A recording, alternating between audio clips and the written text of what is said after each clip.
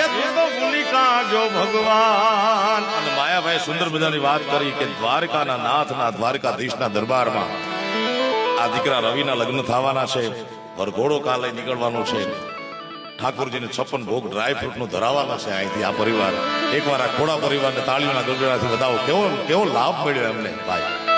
અને એ કનૈયાને યાદ કરવો છે કારણ કે માયાભાઈ કીધું ને 10 વાગે મંદિર બંધ કરીને ઠાકોરજી આટલામાં જ છે ક્યાં.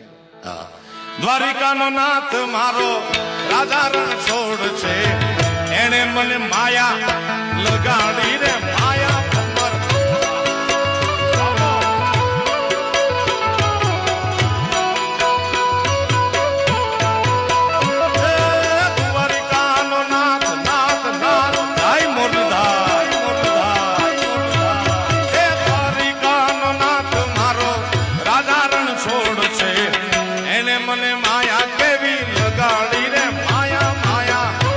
રાજુભાઈ આવો, વરરાજા લેતા આવો.